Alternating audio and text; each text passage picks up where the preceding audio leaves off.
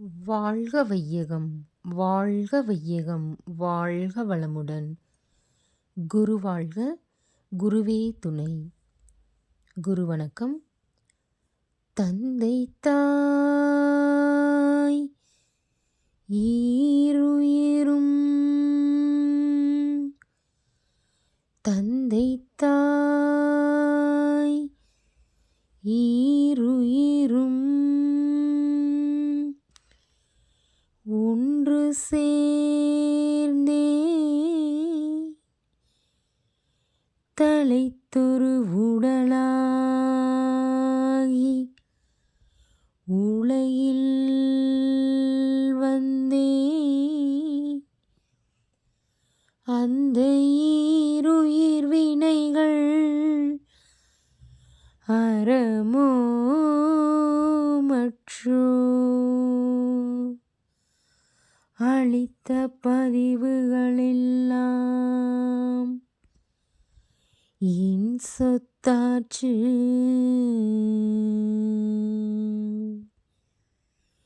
இந்த அரும் பிறவியில் முன்வினையறுத்து எல்லையில்லா மெய்ப்பொருளை அடைவதற்கு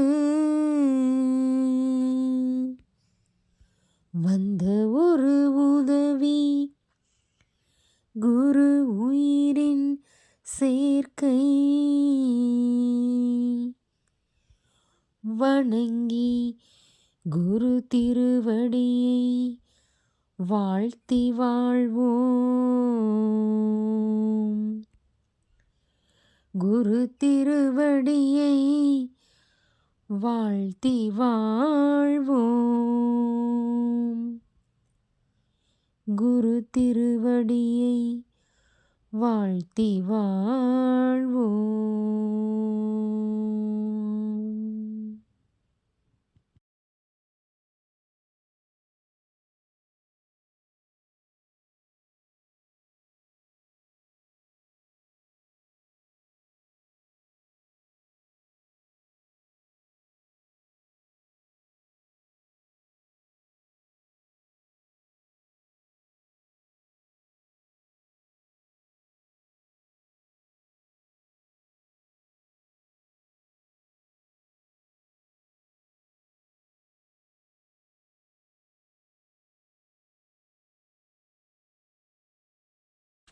வாழ்க வையகம், வாழ்க வையகம், வாழ்க வளமுடன்.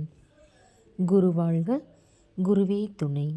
இன்றைக்கி நாம் பார்க்கக்கூடிய டாபிக் பார்த்திங்கன்னா மனவளக்கலையும் மனிதனும். முதல்ல மனிதன்னா யாருன்னு பார்ப்போங்க. மனிதன் அப்படின்னா நம்ம என்ன நினச்சிட்ருக்கோம்? ஒரு ஃபிசிக்கல் பாடி, பார்க்குறதுக்கு பார்வைக்கு இவங்களோட உருவம் கண்ணுக்கு முன்னாடி வரும். அந்த உருவத்துக்கு நம்ம ஒரு பேர் வச்சுருக்கோம், அதுதான் மனிதன் இல்லைங்களா?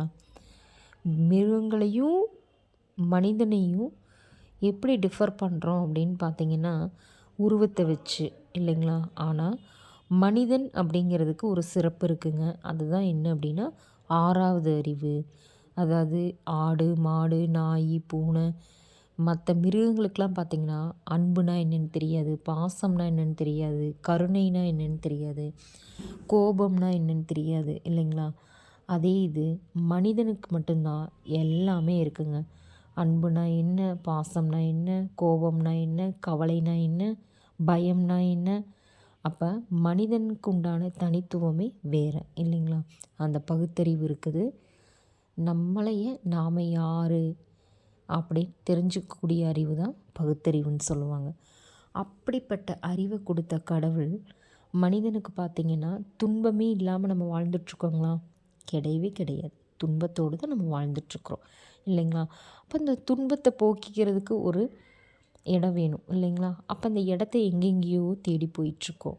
நம்ம ஸ்கூல் படித்தாச்சு, காலேஜ் படித்தாச்சு, மேரேஜ் ஆகி குடும்ப வாழ்க்கைக்குள்ளே வந்தாச்சு. ஆனாலும் பார்த்திங்கன்னா இந்த துன்பத்துக்கு தீர்வு என்ன அப்படிங்கிறது நமக்கு யாருக்குமே இன்றைக்கி வரைக்கும் நம்மளால் கண்டுபிடிக்கவே முடியலைங்க. அது ஒரு கேள்விக்குறியாகவே தான் இருக்குது. மனிதன் பிறந்ததுலேருந்து இறக்குற வரைக்கும் இன்ப துன்பங்களை கலந்து தான் வாழ்ந்துட்டுருக்கான். இன்பம் பாதி துன்பம் பாதி தான்.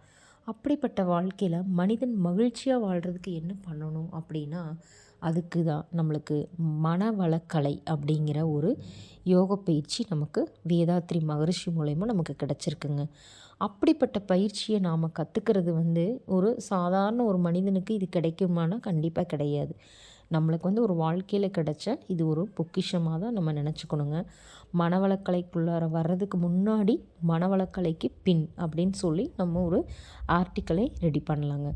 அப்படி இருக்கும் பொழுது பார்த்திங்கன்னா, மனவளக்கலையினால் நம்ம ஒவ்வொருவரும் என்ன வாழ்க்கையில் முன்னேற்றம் வந்திருக்கு, நாம் மாறினது மட்டும் இல்லாமல் நம்ம குடும்பத்தில் இருக்க நபர்கள் மாறியிருக்காங்களா, முதல்ல நம்ம மாறியிருக்கோமா, இந்த பயிற்சிகளை கரெக்டாக செஞ்சு நம்மள்ட்ட என்ன மாற்றம் வந்திருக்கு, இதை எப்படி லைஃப்பில் அப்ளை பண்ணி நாம் சக்ஸஸ் பண்ணியிருக்கோமா அப்படின்னு சொல்லி ஒரு